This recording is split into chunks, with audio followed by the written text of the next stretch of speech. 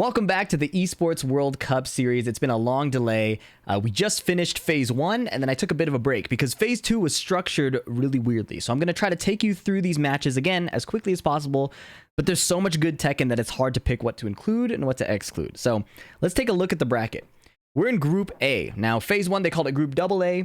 Phase 2 is going to feed into the final top 8 playoffs. So the schedule was really weird, and that's part of the reason I've been so late on this is because I couldn't figure out how to package it. In day 2, which is happening right now, they run the matches from here through to the qualification match, right? And then they move to the next bracket, and then on day 3, they come back to the loser's side and play the qualification through losers. So rather than follow that as they did, what I'm going to do is do a video on the winner's side, a video on the loser's side, and that way you can see it all kind of together. Group A, all qualifying, then Group B, then Group C, etc. Yes, it'll be more videos, but each video will be shorter, and this will lead us nicely into the Tekken World Tour Finals, which is coming up in a couple weeks. So that's enough yapping. Let's get started. Ao versus Yagami. Very, very exciting match. I've put some notes below here. The flow chart here is going to be Ao versus Yagami, then Atif versus Jeondding, and then the final qualification match between the winners. Now, I put some notes here below. There's going to be more that I'm going to talk about, but this will kind of maybe guide your viewing a little bit if you're not used to watching these style of videos. Anyways, now it's definitely enough for yapping. Let's get started. So both of these players qualifying out of the pool stage before, they all start in the winner's side. So none of them are at risk of elimination right now, but that doesn't mean they're going to try and throw the match. So Ao's Victor versus Yagami's Reina. What you'll notice immediately when these guys start is they're confidently challenging each other regardless of frame advantage, right? So right away, Victor does 1-2, up 1-1, and Yagami challenges with his 1-1. Not when Victor goes into stance, he has a very few specific options that can frame trap you, but here we go again, Yagami challenging out of the stance. That's a lesson you can take away. When a Victor is approaching you with running 2 or up forward 1 into the cancel, challenging the stance with a jab string is a high percentage choice, and Yagami is showing his preparation by doing that. But sidestep down 2 from Ao catches Yagami's sidestep duck. Now you'll notice that aside from mashing into the stance, Yagami is doing tons of sidestep button. Actually, both players are doing it. Sidestep button or sidestep duck. The idea is to beat an immediate jab in case that it comes out. You'll see Yagami interacted with the string again. Interrupted the stance there right away. Ao tries to challenge Reina's stance and gets power crushed. Yagami tries it again, gets punished. Small sidestep to beat the immediate pokes that are coming out of these small block situations. Counter hit down back 4. Ao's going to get a huge combo here, probably lethal. He misses the forward 2. Yagami sidestep ducks the heat smash. And this combo could be lethal if he gets to the wall. He's going to rage art here. Bit of an awkward wall splat. Couldn't get a strong wall combo. And in exchange, he's going to have to win one more interaction. One other little piece of Ao that's really interesting, his gameplay that is he loves doing unsafe stuff early. So he'll do a string that ends in a mid that's unsafe, just so you're thinking about the mid, and he can get away with mixing up the high later. He'll also do that raw expulsion that we saw. There's the mid string right there. He'll also do things like raw expulsion and rage art just to get you scared of his other options. Sidestep down 2, up forward 1+2. Reina challenges immediately with forward 2. Now he's in heat. Both players in heat. Heat smash after the full crouch low. Yagami has 1 pixel. He's going to duck the gun. Doesn't get a nice punish there, and it costs him his life. If you read the gun like that, obviously getting a launch is ideal, but the situation was very fast. This is game 1. It's reasonable they'd be nervous. Whiff punish from Ao. Small sidestep to adjust to the wall. Heat burst. Jab. Here's a horrible situation. Yagami tries to armor, but eats a low. Nice unbreakable grab. Counter hit down back 4. Yagami was caught sidestepping once again, and this probably costs him his life. Look at this situation. This is crucial to how Yagami makes the adjustment later, right? In these block situations, because they're both mashing on each other, they both like to play small sidesteps to dodge a potential quick move, right? In that kind of situation, you cannot wait to see if something whiffed. You have to sidestep and commit to an attack. So what Yagami does here is sidestep button, sidestep down forward 2. But because Ao picks a slower move, Yagami ends up running into this counter hit, right? That's a common thing. Even if your move isn't necessarily a homing move or a tracking move, if it's slow enough, the opponent's sidestep button will get them counter hit. So Yagami loses game 1 going for sidestep duck, sidestep button, and it gets him killed. That's a strong default, but Ao is built to counter it. So watching how he adjusts into game 2, fighting someone as mashy as Ao, who's playing string defense, but also has pretty decent neutral, is going to be a really cool adjustment to watch. You know, small pokes from Ao just to control Yagami. Yagami finishes the string even though he could have died. Nice punish on the down forward 2. 1-1-2, mashing him out of stance again. Yagami has not let Ao run any stance offense. He keeps mashing into it, encouraging Ao to frame trap him because the frame trap is unsafe. 1-1-2. Expulsion without heat. He could have died. Now he's in heat. Jab string just to stop Yagami. The punch parry went through, but he wasn't prepared to finish it. Small pokes from Yagami to control him, mashing him out of the down back 4. Ao tried to finish with the low string, but Yagami was prepared to mash him out of it. That's scary because Victor has enough plus frames there to frame trap you into a counter hit launcher. Electric starting the round, trading. Yagami, the winner of that trade, by far getting a full combo here. Wall carry, wake up situation. 3+4, one of Yagami's classic setups. He loves doing that flip into the wall standing 3+4. It's evasive. It went under Ao's jab, and now Ao has to guess for his life. CD3, counter hit, no dice. Forward 2 into hell sweep. Yagami figuring out the right rhythm, but getting sidestepped. This is the patch. This is post-defensive patch where heat bursts can be sidestepped, and that's a huge deal because it gave Ao this gigantic combo. They're in the Mickey Mouse Playhouse now, the bottom floor of Ortiz Farm. Down back 4. Down back 4 again. He doesn't care that it's launch punishable. He has 1 HP anyways. That was a beautiful sidestep in neutral. He's going to kill here. Let's review that situation while this Rage Art kills him, okay? Look at this. Down back 4. Sorry, there's 2 down back 4s. First down back 4. Rips it again. Doesn't matter. Any low gets him killed anyways. Now, he knows Reina's going to approach him. Double backdash, and Reina's approaching. Sidewalk left to get around the forward 2. He backdashed to bait Yagami in, and sidewalk to beat the advancing forward 2. Ao, even though he's a masher, even though he plays unsafe, is making strong neutral reads, and that's what makes him so scary to fight. I've lost to him twice at every major I've gone to. It is very annoying. Plus frames from Reina. Frame trapped, armored through the string. Big whiff, small whiff punish. Could have gone a full launch, just gets the 12 frame punish. Down back 4. Grab to counter a heat burst. Ao is really on top of the Tekken 8 gameplay, making strong adjustments. He's poised to win. Rage Art, but Yagami cancels the stance into a block, not getting too antsy and stopping Ao's Rage Art. That's good research because Ao loves to Rage Art, especially when he's in the lead, especially when it's early in the set. He is so confident. Down forward 2 gets sniped by Reina's down forward 1, running 3. Ducking the string, small punish, not a huge launch that you can get, but still a big deal. Catching Ao doing something after the heat dash. I say something because it was really unclear what he tried to do there. Wall carry. Okazemi. Ao does the full crouch low.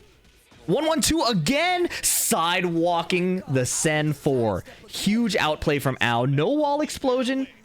Yagami's going to get up. He's going to block this. Hop kick, no dice, but a small punish. And he blocks the down back 4. One too many from Ao, and Yagami was confident enough to block it. And you read the title. This is going to be a common theme throughout this entire tournament. Yagami, for one reason or another, will always find the low that's going to kill. So Yagami finding some good combos into winning situations, finding the key low blocks. Electric on Ao's mash. He's starting to find his rhythm. Rather than playing the sidestep ducks and the sidestep buttons that got him killed, he's keeping it very, very simple. And notably, Ao is not doing the sidestep down 2 that kept killing him. Ao got mashed out of stance again. Literally, Yagami has never defended against Victor's stance. He's mashed every time. There's the high string because of the respect that Ao earned earlier. But Yagami getting a nice whiff punish to end that round. Ducking under the string. There it is. A crucial launch punish. Huge damage coming. Ugly wall situation incoming because of the corner. Heat burst. While standing 4 doesn't finish. Tries to flip. Gets floated. And Ao is going to do a nasty combo here. So many sidewalls, but he keeps jabbing. Heat bursting to extend the combo. Goes into stance. His back's to the wall, though. Ducking the string again. Small combo because the wall is so close, but it's still huge. Ao is starting to pay for the constant string abuse he's playing. But he gets a nice counter hit off of the toe kick. Blows up the wall. This is going to really hurt. Ugly situation. Full crouch low. Sidestep. Immediate heat burst. Did not wait to see if it whiffed. Just ripped it. Yagami goes low under the power crush. Throw not broken. 15 seconds. Toe kick. Big whiff. No whiff punish. Goes for the launch punishable mid and gets it. Forward 4-2 sniping Ao. Yagami suddenly turning around the game to set point. Electric in the open. This time Ao did not match. He's sidewalking left, trying to dodge the big Reina moves. This time Yagami blocked, and Ao went for the frame trap. So nice defensive awareness from Yagami. Goes for the launch punishable mid, but Victor only gets a small jab punish, pushing his offense now. Back to the wall, half HP. Working on a perfect, challenges the stance again. Ao can't get any stance offense started against Yagami's mashing. Counter hit for counter hit. Ao tried the counter hit low sweep. Yagami hit him with the mid faster. Now the game is not in his favor. Finishes the string. Nice punish. Blocking the last down back 4. Suddenly, Ao was about to lose. Last pixel. He ducked the string too late on the punish. Missed the while standing 4. Expulsion puts him at last pixel. He's about to get back. Gun is blocked. 4-4-2 for jab. They trade. And Yagami wins off a double KO, avoiding a potential comeback situation. Truly a beautiful thing to have happen, where you don't want to let them make a comeback, and so you have that double KO in your favor. Crazy stress relief one can imagine. This is a situation I wanted to cover. Victor gets a toe kick here. And after the toe kick, Ao holds down back to stay in crouch. So when Reina approaches, he can get his counter hit while standing too. And then after this combo, this is a common Tekken 8 thing where it's important to make confident reads using the 3D space rather than trying to visually confirm if a whiff happened. You can't hesitate as much. You see this in a lot of gameplay from Dragunov, especially from Ulsan and Atif. But here, Ao pulls it off. Full crouch low, he expects Yagami to retaliate. So quick sidestep, and he's already hitting his button.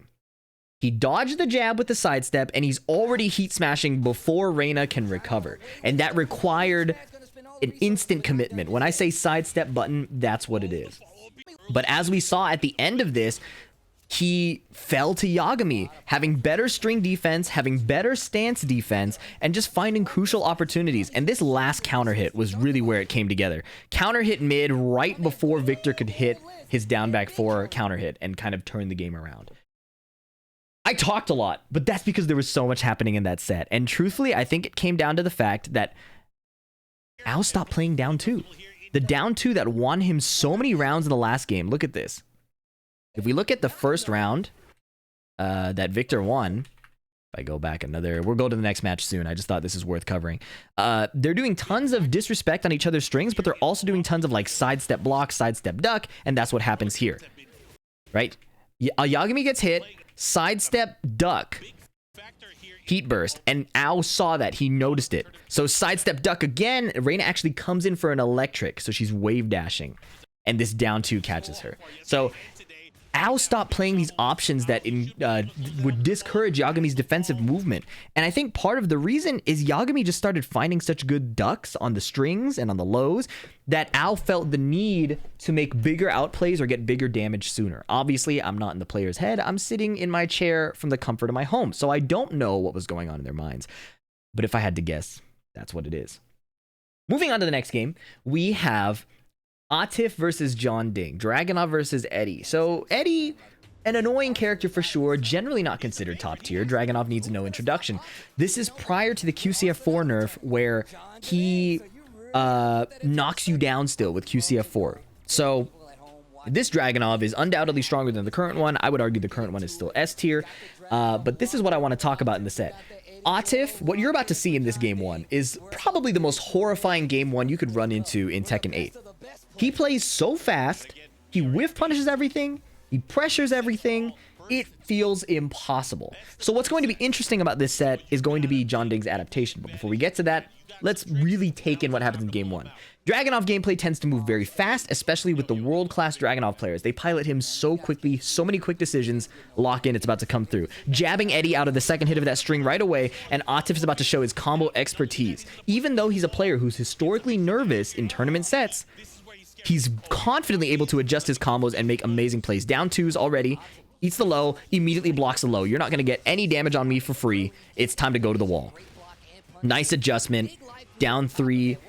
Wall ender. Heat smash. Jeondding needs to get out of the pressure. He rage arts. This is a good rage art. Rescues himself from a situation. He still has tons of gray health. He's still in the round. He's going to activate heat from far away. Now he can heal better. He gets these huge Eddie moves. Down 2 counter hit. Down 4 kill. Atif shuts that down. Round 2, Jeondding knows Atif is going to play fast. What does he do? He starts poking back himself. Nice whiff punish from Atif. Atif shimmying a bit, getting clipped by Eddie's move. Nice, jabbing him out of the down 2, the post down 2 situation. But Atif gets another float while standing for whiff punish and is converting this into a combo. Full down back 3+4 hit, small sidestep whiff punish. Jeondding just can't get anything started. It took a rage art last time, but he's not going to have the chance because this is going to end his life. Down 2 while rising 4. Keep the combo simple. Just do what it takes to kill. 2-0 for Atif. Incredibly fast pace. Down 2. Backdash. He gets clipped. Probably trying to KBD. Counter hit throw. No break. QCF1. Sidestep down forward 2. Confidently done, but Jeondding was airborne. Running 2. Down 2 counter hit. Running 2 again. QCF4. It whiffs. Jeondding gets a small whiff punish. Atif mashed in between it. Jeondding has a chance to make a comeback here. He's playing around in his stances a bit. Heat smash. Atif has to guess. Back 3-4, back 4-3, no block. Oh, he sniped him just in time before the low could hit him. Heat smash, last guess for the game. Tackle follows him despite the sidestep evasive move. Jeondding went behind him and Dragunov was there. So it was insanely quick 3-0. Now, Jeondding, playing Eddie, is going to have to figure out how to enforce his mix-ups. And spoiler, what he does is he just insists on mixing up harder. He bulldozes and forces the mix-ups, and watch how it plays out. He's getting poked up. It doesn't matter. He just immediately does the low that goes into stance and goes into the mix-up. Gets jabbed out, but this isn't going to discourage him. Here's a combo from Atif. Is he going to break the wall? No. Awkward situation. Instead, full crouch mixes. Gets blown up by Eddie's QCF4, and this is catastrophic. Look how much damage that was before the combo started. And now it's a last mix, and Atif ducks and eats the heat smash. So a very volatile turnaround because he ate the QCF4. You have to hard duck that if you want to read it, if you want to counter it. Nice block on the low, stopping Eddie's offense a little bit, but Jeondding insists again. Power crushes through the delayed extension. Now he's running his mix. Mid gets power crushed. He gets floated. That was a good choice from Atif. Combo drops. Eddie's mixing again. QCF4, heat smash. Mixing again. Forcing his mix-ups. No duck on the string. That's crucial. Instead, Atif gets a small punish. Evasive up forward 2. While standing 4. Jeondding not discouraged when he gets hit. Not discouraged if he's at minus. Just running his mix-up. Off of the forward 3. Look at that. He's still getting clipped after these plus frames. It doesn't matter to him. Nice whiff punish. That was huge. Great spacing from Jeondding. Mix up city coming. The mid hits. He didn't finish the string. QCF4. Mid hits this time. Now he finishes it. It's like Atif. He completely changed his rhythm to counter Atif here. Mid hits again. Atif caught ducking multiple times. A reverse 3-0. It happened so fast. Let's look at where the rounds went wrong for Atif. Because it was really looking very good, right? But the start of where this went wrong is where Eddie gets into heat. He forces the forward 3. Watch this again. Dragunov hits a down 2. Eddie doesn't care. Forward 3. Mix up anyways, and Atif's low parry runs out. Gets into heat off this mid mix up. This comes to bite Atif later after this combo, where once Jeondding rips the QCF4 after eating the slide, mind you. Sorry, sidestep jab, and then immediately ripping this. So what Atif tried to do was sidestep running 2, right? Sidestep running 2. Jeondding did an immediate timing, slower move, counter hits Atif. This literally ends the round by creating the final mix-up situation. What happens in this next round? Power crush, forcing a mix-up. The mid gets floated. He doesn't care. What does he do after this combo drops? Forces the mix-up, right? Atif could have ducked these. Sidestepping is a bit harder. He gets a nice punish here. Jeondding mashes again. Evasive move, catching Atif doing sidestep button. So the lesson of the story here, details aside, is Jeondding is going to hit his buttons. He does not care.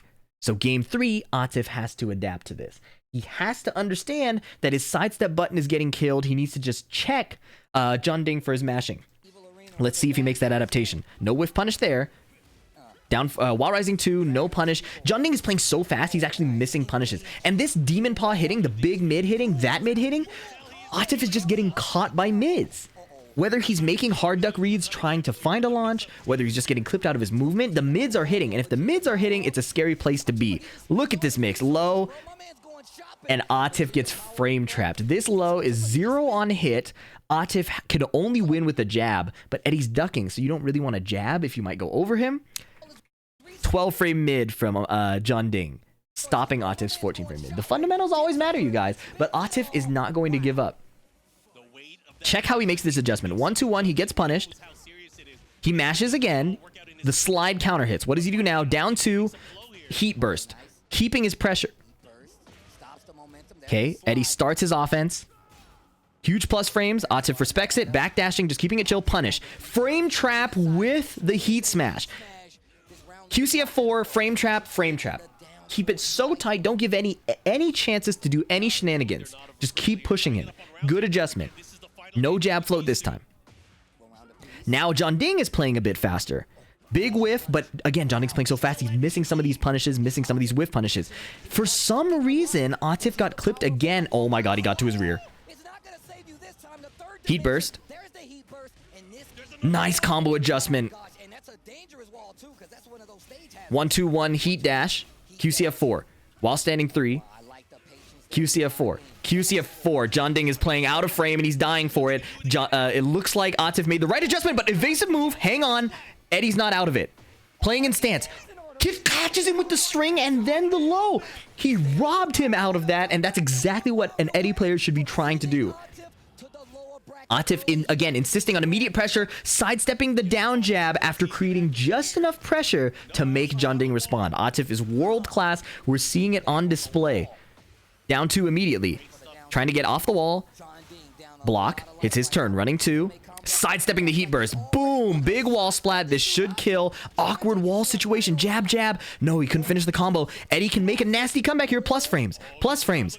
Nice power crush. That was a high IQ power crush. Beats the plus frames. Beats the mid extension.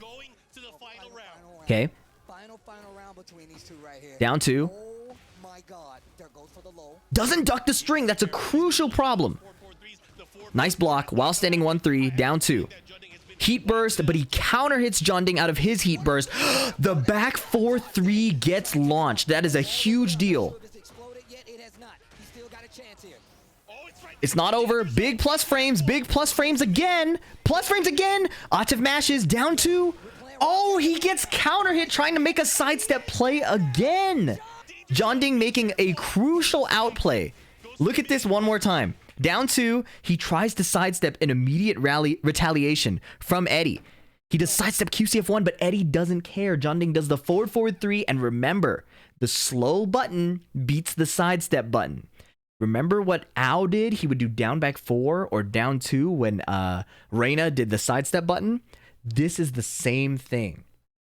Incredible play from Jeondding to kind of force Atif to be uncomfortable in every situation. But to be real, one of the things Atif really lost to is he just kept getting hit by mids. He just kept getting hit by mids. Look at this. For some reason, the mids start hitting. Why did this Demon Paw hit? I think he was just KBDing. That leads to this horrible situation where lower mid, you're going to get the wall blown up. You have to guess right. So the answer was not getting clipped by the mid in the first place. It could have been nerves. It could have been movement. I don't know what it was.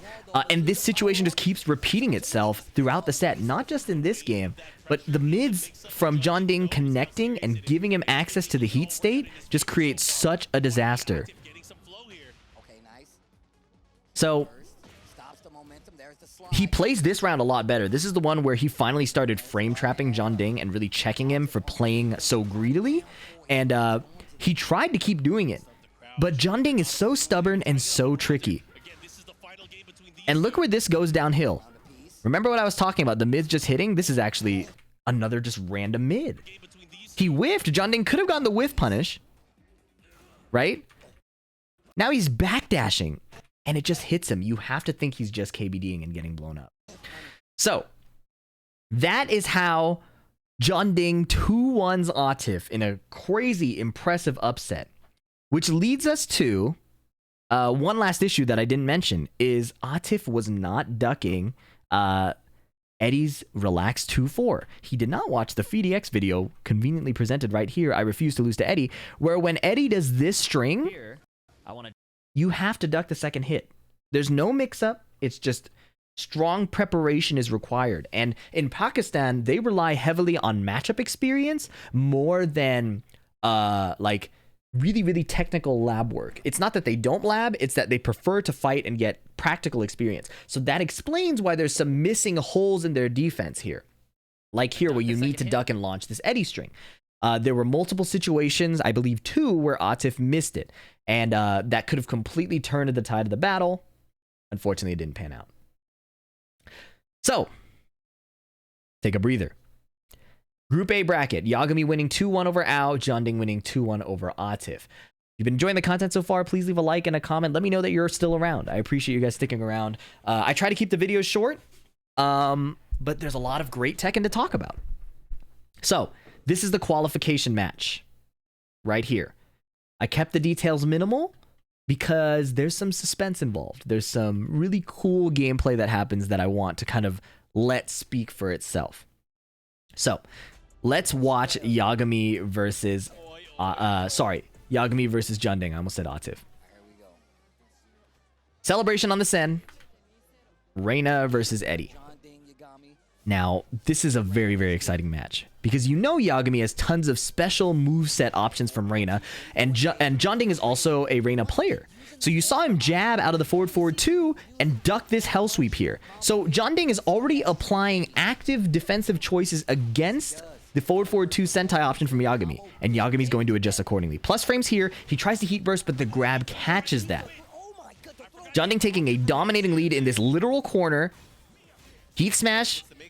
Rage art to avoid dying to the mix-up. Great choice from Yagami. Very good presence of mind. And now he still has heat. He's going to heal a little bit. Jeondding has rage. Heat smash. Up, evasive up forward 2, but Reina is small. For some reason, that whiffs. Incredible awareness from Yagami. Look at that one more time.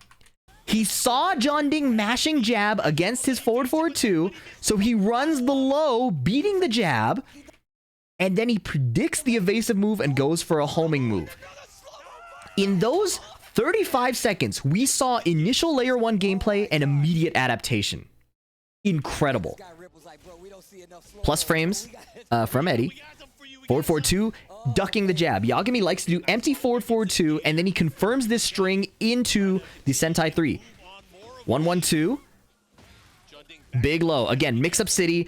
Yagami stays patient. He doesn't mash. Huge pressure, huge Okazemi. Last pixel back 2 goes for homing again. High coverage option, but now Jeondding has a chance to make a comeback. Did you see what just happened? We saw Atif block about 3 to 5 of these. The first one shows up. I don't know if Yagami was watching in the crowd. I don't know if he was studying in advance. He immediately ducks it. We saw preparation for up forward 2, the evasive punch from Eddie, and the QCF4, electric, stopping his immediate offense. The level of preparation Yagami showed was ridiculous. This is Batman level preparation. And look at the reward. Hell sweep, a perfect round. We went from a 35-second round with multiple adaptations to Yagami cashing out on the pressure he established early. Electric to stop immediate offense.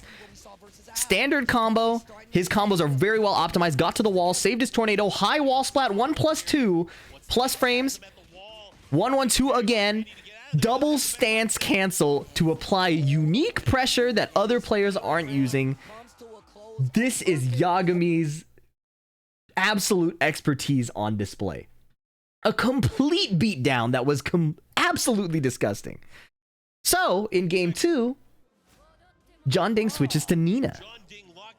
And Nina is very hard to fight if you've never fought that player before. The styles are so different, her movesets are so powerful, she has string extensions that can kill you, you don't know what to expect, you don't know what to respect, but punishing the blonde bomb is a solid fundamental start. 1-2 mash.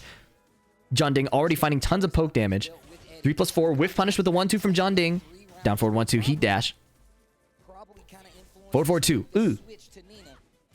Nice homing choice. Small sidestep, but Yagami didn't get the launch. Okay, 1+2 counter hit throw. Really, really hard to break those. Forward 4. 1-1. Okay, Jeondding heat dashes. Counter hit slide, beating Yagami's keep out jab. Round 1 going to Jeondding. We saw Yagami's adaptation, we saw his preparation, but preparing against Nina is very different. Whiffed, forward neutral 3, Nina gets a whiff punish. Running 1+2. Sidestep 4, ivory cutter. Yagami mashing out of the string. That could have been the end of his life. Oh, his jab gets counter hit again. Jeondding doesn't have the kill combo, but it doesn't matter. Never mind, it did matter. Launch punish on the slide this time. Awkward sidewall. It flips her over, so this heat burst missed. He's going to just do what it takes to heal. Armor. Nice automatic parry off the forward movement. That must have been an accident. And then the duck, the grab gets ducked and blonde bombed. So Jeondding taking a strong 2-0 right away. Forward neutral 3. Forward neutral 3 again. Yagami's like one of the few Reina players using this move. Forward 2 finally lands a counter hit. He's got wall pressure here. Playing the stance game. Heat smash. Baited the punish. Now he gets the wall splat. He's going to break the wall. No, he's going to save it. Forward 4. Back to homing. Back to homing again. No nonsense. Instead of playing a frame trap, he expected Jeondding to do some movement. That's why he played the homing option. Running 1+2. Ooh, the pokes from Nina. So hard to move around. Ducking underneath, but Jeondding canceling into a mid. Back to 2. Oh, the sidestep 1 catching Yagami's duck. Full crouch 4. Full crouch down forward 4. 4-4-2. A bit too slow.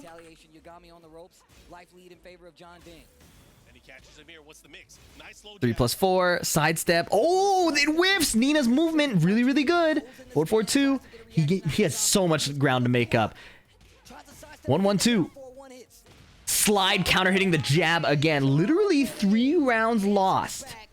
3 rounds lost to slide or wipe the floor, getting his jab counter hit.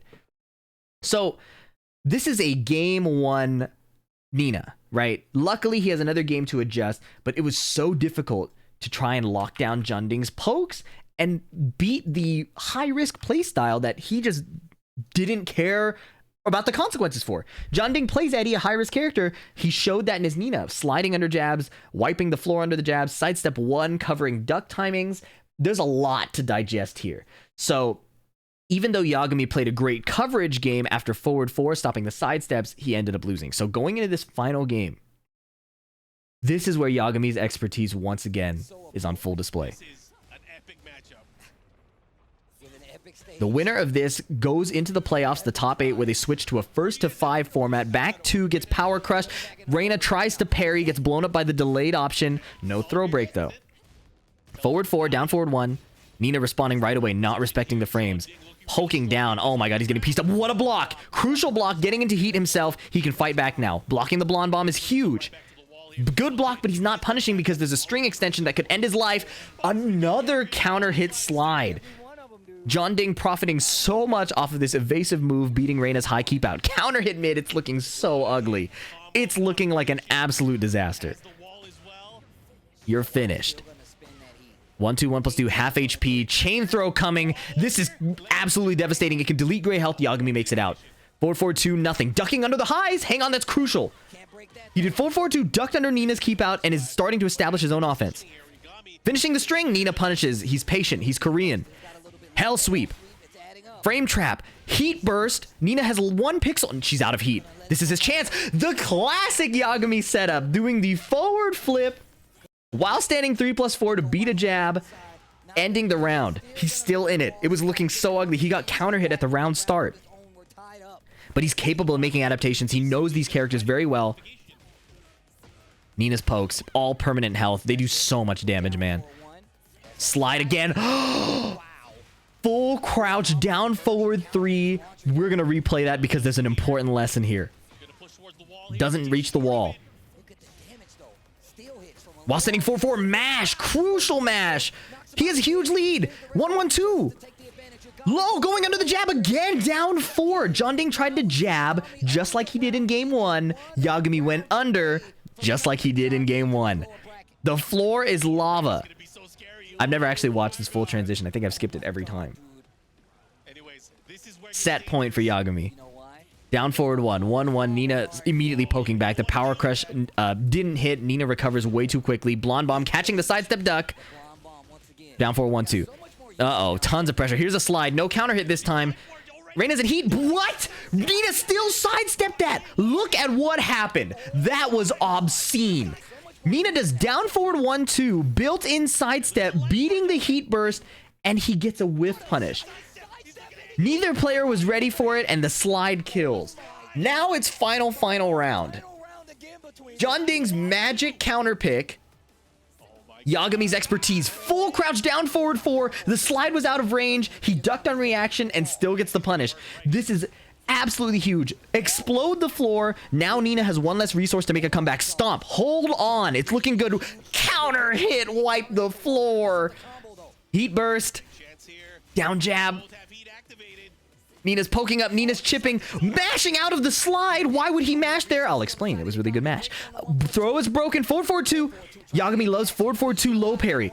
Forward 4-2 jab. He misses the low parry. Blocking the final wipe the floor. And Yagami clutches it out to qualify for the top 8. Some crucial plays we have to cover from this set. Look at this early interaction here. This happens in game 2. Wait, sorry, it happens earlier here. It's how Yagami starts the comeback. It might be in the next game. It's here, sorry. So, this slide hits. At a point blank situation, the slide is 0 on block. Right? Slide is 0 on hit at point blank. Yagami is reading a sidestep button. We saw this with Jeondding versus Atif. Remember when Atif did the sidestep button himself and got counter hit? Nina does sidestep button, Reina does a slow move, and Jeondding gets counter hit. Now, other really cool plays that Yagami makes here. Mashing out of the heat burst, he's only -2. That's an 11 frame mid. Really, really solid choice. 1-1-2 to trap the heat. Heat dash is +5, so the only way you're going to stop a sidestep is 1-1, which is what Yagami does. Going underneath the jabs is intel from the previous game, and he kills. Now, after this situation where Nina robs him with the built-in sidestep and gets a small whiff punish, he gets the slide to kill. So he knows, Yagami knows Jeondding is going to slide, and he's going to use this information to his advantage, right? He's refusing. First of all, he gets a nice late reaction. He's out of range, which is really why he gets this punish. But he refuses to get counter hit. Remember that the whole first Nina game, all the jabs kept getting counter hit. That would give Nina a launch and was creating horrible situations. Now, this adaptation is really good too. Not that one. He got counter hit launched. But luckily, Jeondding messes up the combo. Look at this. Slide point blank. Remember, it's 0 on hit. Yagami just mashes. Does not respect it. 12 frames versus 11 frames. If the slide were 1 pixel farther away, they trade. But Yagami is 1 frame faster. Heaven's Wrath 2 to frame trap. Heat dash. Down forward 1. Good throw break from Jeondding. He's ready. Forward 2. Yagami loves forward 2 low parry. That is a known Yagami strategy. He even came into my chat to confirm to me that that's what he tried to do here. After this situation, forward 2, he messed up and got down instead of down forward. Or maybe he got down back. Either way, the low parry probably would have killed. He messed up. He has to win more interactions. Late punish, because it wasn't really a punish, right? It was a down jab. It's safe. Just keeping you guys honest, right? And then the last pixel block on Wipe the Floor. For whatever reason, Yagami refuses to die to lows. Incredible gameplay from Yagami. So this is how the bracket finishes up. Yagami qualifies. In the next video, we'll cover the loser side. Again, they played the loser side on day 3, which I don't understand. So we'll just do it in sequence, so you can see it all at once, and we'll get to be up to date. This is what the top 8 bracket looks like right now. Not right now, this was a while ago, but this is the progress. We'll fill out these top 8 spots. These will all be first to 5s, and that's where some of the most hype EWC moments come. I had viewers tell me they're still not spoiled on the EWC results. Thank you for being so patient and loyal. I feel so bad for waiting so long. I'll wrap up this video with a Yagami interview. It's gone on long enough. Appreciate you guys sticking around. To be the first to qualify to phase 3 in our playoffs, but that is for tomorrow. First of all, how do you handle all this? Because between the stress of the double KO in game 1 and then how close this game was against Jeondding, this must weigh a lot on you. Yeah, so it's obviously a lot of stress playing, but you know, I feel like as the underdog, I know that they're going to be feeling more pressure than me, so I just try to play my game, yeah. And speaking of playing your game, I've been watching Jeondding over the past couple days, and his attitude has been very positive. You know, he's always reacting in a positive way. Does that, you know, when you look at him, you see how he's doing, does that sometimes get into your head? Like, how does he feel so comfortable when I'm in the middle of such a tough game? Yeah, not really. I try to just not focus on like what my opponent's doing at the moment during the game. I just try to focus on myself pretty much. How does it feel like to be the first player to qualify to phase 3, eh? Yeah, it feels amazing, yeah, right? Obviously, no one expected me to make it out of this group, so I'm very, very happy with my results so far. Question to you is, did you expect to make it out? No, I didn't actually, no. All right. Well, we'll let you rest up and get ready for... He's an anime character, bro. He's like, I didn't even think I'd be here. Incredible play from Yagami. Yagami, if you watch this, tons of respect. Go check out his YouTube channel. Yagami makes content. He put out a Reina combo video. I'm going to be studying that so I can continue working on the PP series, the Phi Plays series. So thank you so much for supporting me. Thank you for supporting Yagami. Please leave a like and comment if you enjoyed this video. Subscribe for more, and I'll catch you in the next one. Peace.